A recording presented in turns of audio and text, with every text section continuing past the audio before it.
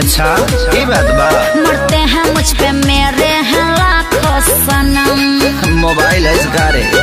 चुंबक सब आते मेरे पास ना बुलाते हैं हम। मरते हैं मुझ पे मेरे हैं लाखों सनम। ऐसे ही चलती रहो तुम सही जा रही हो। क्या ऐसे ही चलती रहो तुम सही जा रही हो। अच्छा बाजारे चा बाजार में ये रानी कुंवार में भतार वाला भतार वाला मजा उठा रही हो। बाजारे चा बाजार में ये रानी कुंवार में भतार वाला मजा उठा रही हो।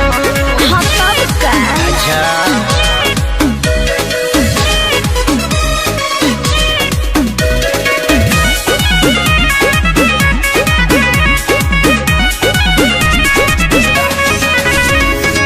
सबके समझिले मोडया मिजाज हो।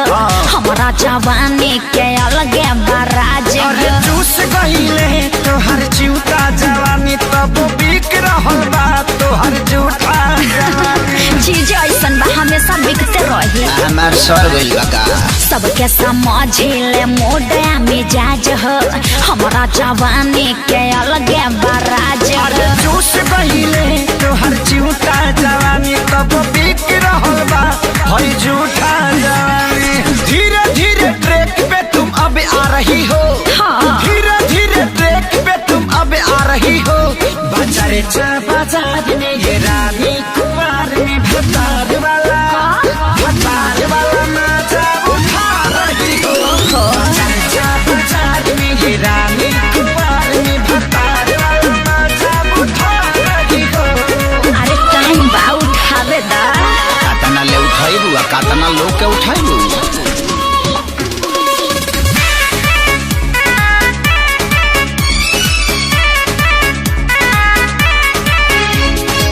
केहू न ऐसा जे पागल न प्यार में मार करवाइले हम ता बाजार अरे में। छोड़ दी हले जब धके खेसारी हाँ। भर गइलू अजय बच्चन बभारी।